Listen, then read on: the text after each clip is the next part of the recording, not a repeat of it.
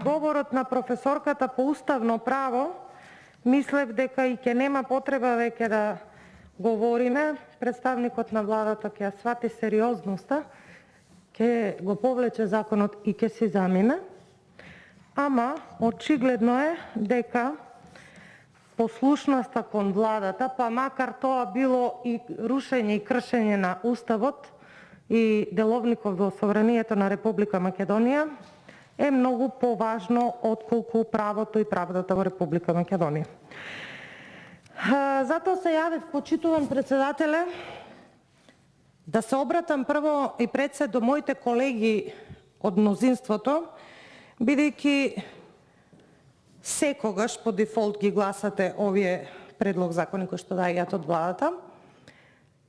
Како сведок на уставните промени, сакам да ви порачам на ова ново парламентарно мнозинство дека и тогаш исто така, плашејќи се владата да стави подпис на нешто што согласно референдумот беше неуспешно и потценувајќи ги сопствените пратеници, а и други пратеници, потценувајќи ги нив и волјата на граѓаните, секој врел костен кој што не може да го издржи владата, го фрла на собранието. Тоа е пракса.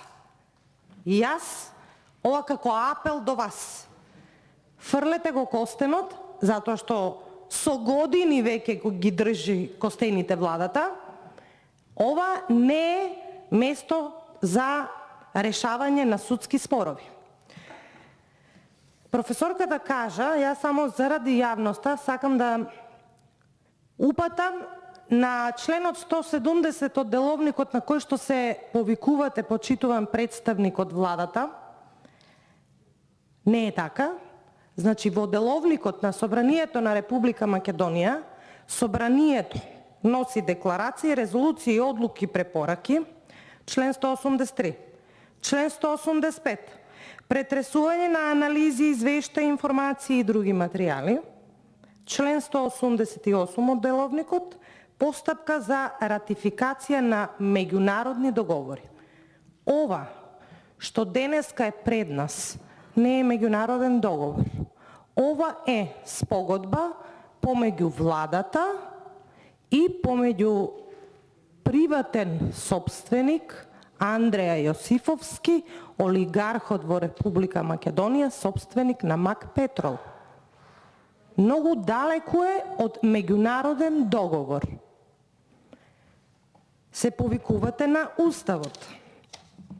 Ајде да видиме што вели Уставот на Република Македонија. Член 68. Тоа е вистинскиот член на кој што требало Министерството за правда, ако е добар познавач на правото во Република Македонија, да ги цитирал одредбите. Го донесува и изменува Уставот, донесува закони и дава автентично толкување на законите, ги утврдува јавните давачки, донесува републички буџет и завршна сметка на буџетот, донесува просторен план на Републиката, ратификува меѓународни договори.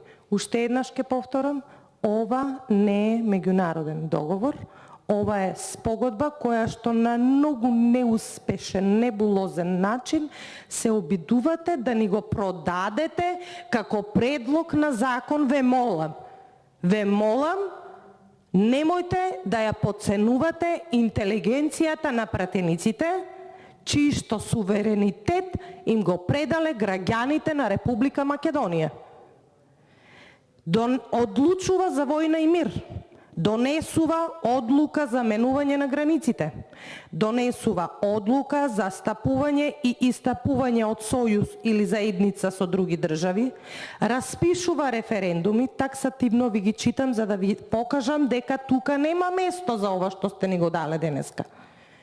Одлучува за резервите на Републиката, основа совети, избира влада на Република Македонија избира судии на Уставниот суд на Република Македонија, врши избор и разрешување на судии, врши избор и именување и разрешување на други носители јавни и други функции утврдени со устав и закони, врши политичка контрола и надзор на владата и над другите носители на јавни функции што се одговорни пред собранието, па ова сватете го денешнава расправа тука, сватете го како политичка контрола, дека премногу сте си дозволиле, премногу сте ги подцениле пратениците и како начин на политичка контрола ви кажуваме да си го соберете законот и да си го однесете во владата и таа спогодба во судница, во суд да ги разрешите овие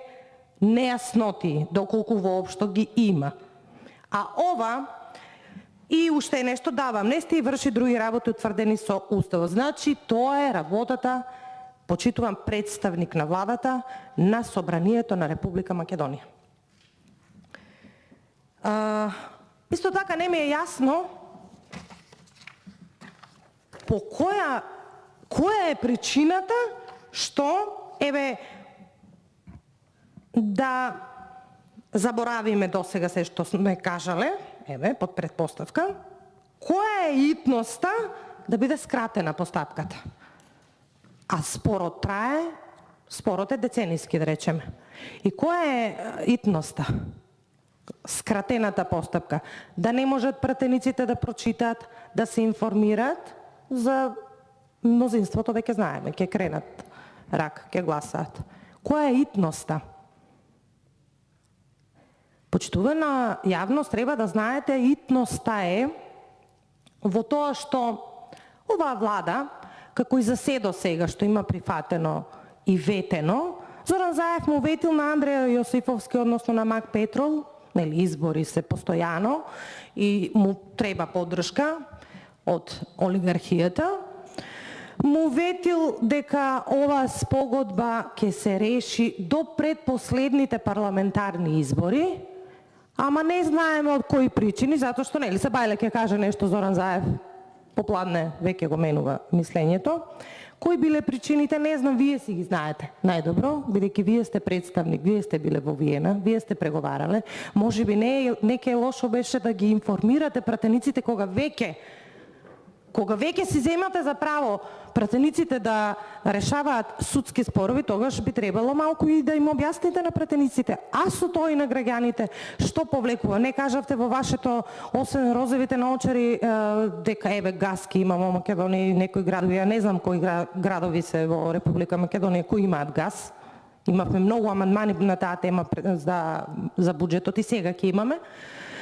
Значи, која е итноста на ова скратена постапка?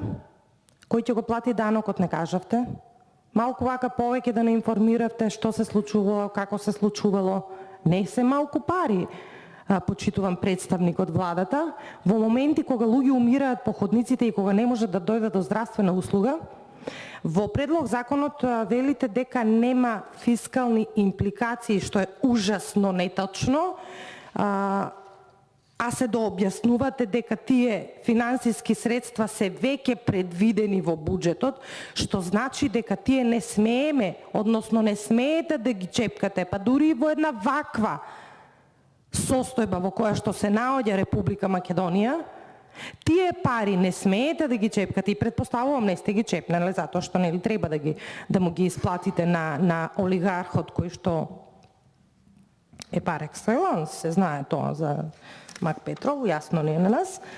И тие пари не се чепкаат, нека умираат луѓе по ходниците болнички, нема кревети, нема лекови, нема финансии за сета криза која што е во Република Македонија, стојат тие финансиски средства, за се останато за помош на државата земаме кредити, јавниот долг веќе е над 60% од бруто домашниот производ, ама тие пари нема да се чепкаат. Така? Срамота. Нехумано. Срамно и нехумано.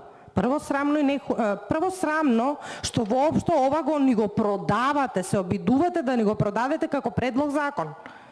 Не. И сте прикачиле, сте атачирале спогодба. Ве молам, уште еднаш ве замолувам, како што кажа професорката, на ваше место, односно со вас може би требало да дојде министерот за правда и државниот правобранител, кој што патем речено вели дека не се согласува со овој начин на работење. Не се согласува. Државниот правобранител е тој кој што го штити имотот на Република Македонија. И сега, граѓаните треба да знаат дека нарочиштето за главната расправа, а уште нешто, ова за писмото мој беше, го заборив писмото, од Јанес Копач. Мене да ви кажам искрено, здосадено ми е од вакви, кој како ќе му текне на собранието во Република Македонија на пратениците им праќа писма. И со тоа врши директно влијание. Како тоа го поздравувам демократското носење на предлог законот за спогодбата и прејудицира дека на комисијата ќе помине и веднаш ќе се стави на пленарна седница, па ве молам. Ако ние самите не си се цениме, како тогаш ќе очекуваме некој, и они знаат дека, не знам, некој може би еве вака многу ќе се воодушеви дека еве од енергетската заедница ни пратиле писмо, ве молам. И што ако ни пратиле писмо? Нема кој да види тука дека ова е противуставно. Ова што вие нам ни го сервирате денеска, јас уште еднаш ќе апелирам до пратениците на мнозинството да знаете дека ова е противуставно. И немојте да гласате нешто што е противуставно. И ова нема да е прв пат. Жешките костени владата да ги фрла на парламентот. Ова нема да е прв пат. Покажете дигнитет и образ и одбите го ова. Очекувам такво нешто и представникот од владата да направи.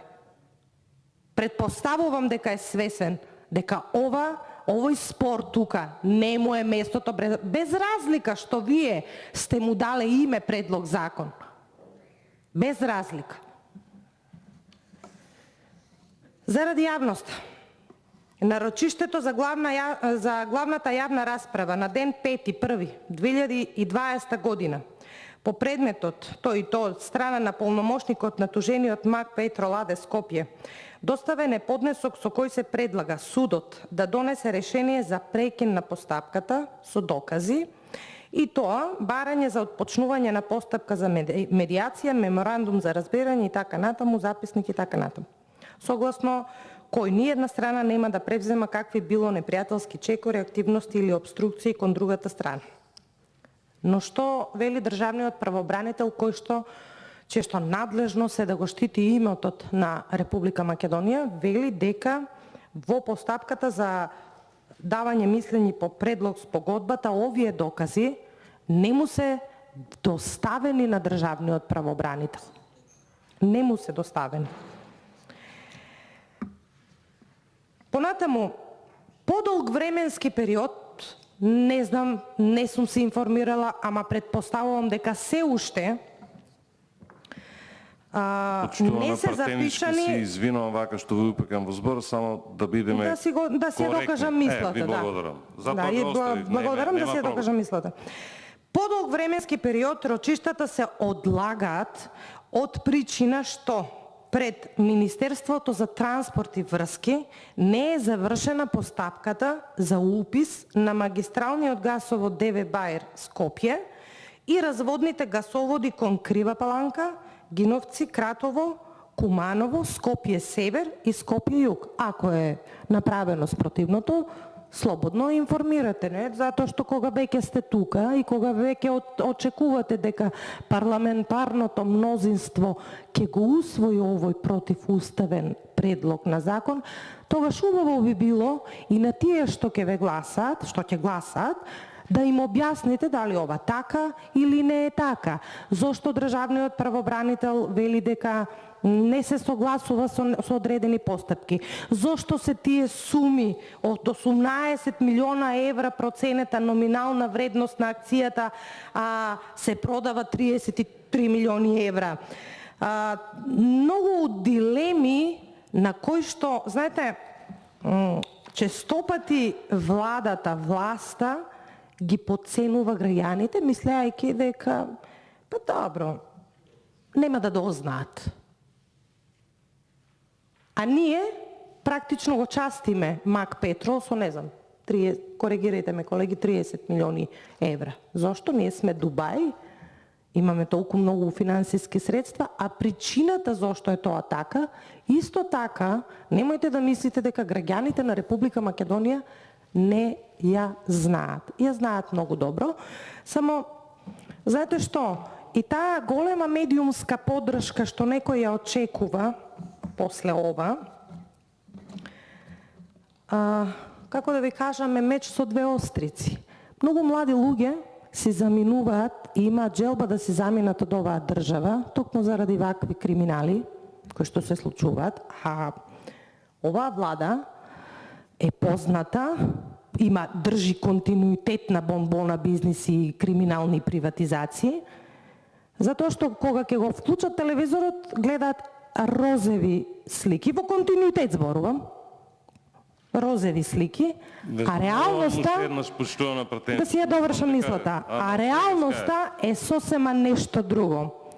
Сосема нешто друго. Тоа младите луѓе го гледаат и си заминуваат од оваа држава. До кога?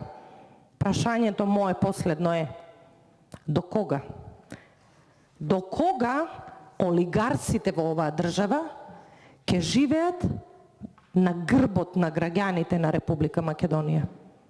Граѓаните на Република Македонија треба да знаат дека во моментот има 30 милиони евра во буџетот на Република Македонија кои што не се искористени за ковид кризата и за државната помош само заради тоа што некој донел незаконска одлука. Знаете вие тоа дека не ви е закон, државниот правобранител ви има укажано на тоа дека не ви е законска одлуката да ги реалоцирате финансиските средства и да стојат непотрошени, а спорот не е решен. Спорот не е решен и собранието не може да ви го реши.